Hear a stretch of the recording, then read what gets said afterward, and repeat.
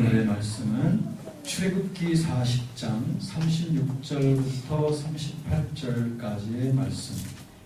구름이 떠오를 때 36절부터 제가 읽겠습니다. 구름이 성막 위에서 떠오를 때는 이스라엘 자손이 그 모든 행진하는 길에 앞으로 나아갔고, 구름이 떠오르지 않을 때에는 떠오르는 날까지 나아가지 아니하였으며, 낮에는 여호와의 구름이 성막 위에 있고 밤에는 불이 그 구름 가운데 있음을 이스라엘의 온 족속이 그 모든 행진하는 길에서 그들의 눈으로 보았더라. 아멘. 저와 여러분들이 알다시피 우리 그리스도인들의 삶은 하나님의 성령의 인도하심을 따르는 삶이라는 것, 우리들은 이건 성경을 통해서 분명히 보아온 사실입니다. 그럼에도 불구하고 많은 크리스천들이 성령님에 대해서 잘 알지 못할 뿐 아니라 성령의 인도하심을 따르는 삶에 대해서 참으로 무지한 분들이 너무나도 많은 것이 현실입니다. 성경은 말합니다. 너희는 성령을 따라 행하라. 그리하면 육체의 욕심을 이루지 아니하리라. 꼭 갈라디아서 5장 16절에 말씀하시고 있는데, 우리가 이렇게 거룩한 삶을 살 수 있는 비결이 바로 성령의 인도하심을 따르는 삶. 우리가 죄의 문제, 또 정욕의 문제, 이런 문제를 많이 고백을 하고 있지만 사실 우리가 성령을 따라 행하기만 하면 이 모든 것들로부터 해방된 삶을 살게 된다는 것이죠. 로마서 8장 9절에도 보면은 우리 안에 성령이 거하시면 우리가 참으로 하나님의 그리스도의 사람이라고 그렇게 말하고 있으니, 우리 안에 그리스도의 영, 즉 성령이 거하신다면 우리는 그리스도의 사람이죠. 그렇다면 그리스도의 사람이라면 우리는 성령을 따라 행하는 것이 지극히 당연한 일이라고 하는 것입니다. 그런데 너무나 놀라운 것은 어째서 많은 사람들은 성령의 인도하심에 대해서 그처럼 눈이 닫혀 있을까요? 그리고 성령께서 주장하시는 삶이 어떠한 것인지에 대해서 어쩌면 그렇게 깨닫지 못할까요? 어떤 사람들은 심지어 말하기를 어떻게 성령의 인도를 받을 수 있어? 그것은 불가능한 삶이 아닐까? 라고 말하는 사람이 있기까지도 합니다. 시편 14편 1절 말씀에 보면 어리석은 자는 그 마음에 이르기를 하나님이 없다. 나도 다. 이렇게 말합니다.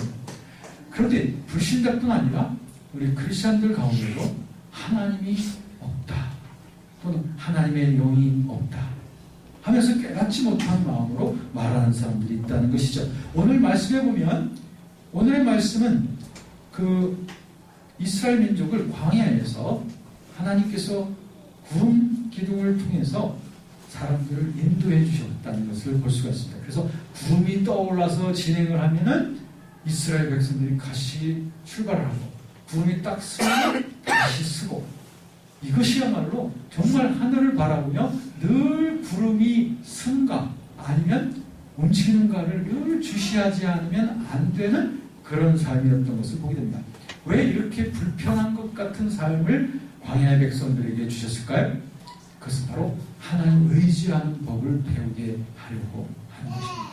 하나님을 의지한다는 것은 순간순간마다 마치 구름이 움직이는가 가는가를 살펴보는 이스라엘 백성들처럼 우리의 성령의 인도하심을 받는 삶도 그런 삶이라는 거예요.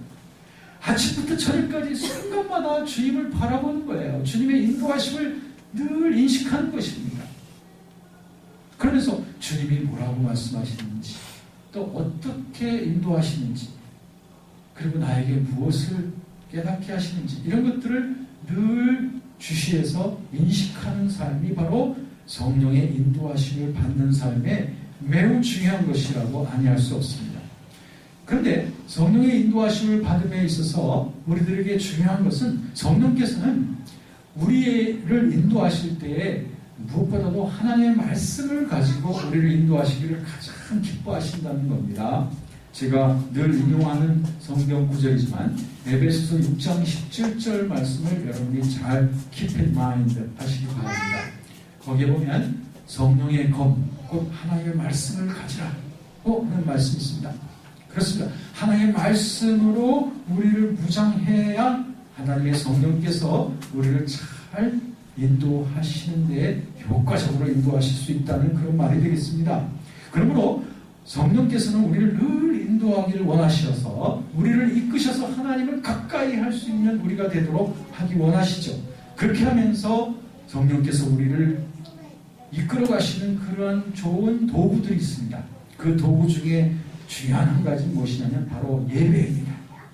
예배를 통하여 우리들은 하나님의 날 향하신 메시지들을 깨닫고 또 예배를 통하여 하나님 내가 이런 마음을 결정했습니다 라고 이렇게 성령의 인도하심을 받게 돼요. 또 하나는 무엇이냐면 기도입니다.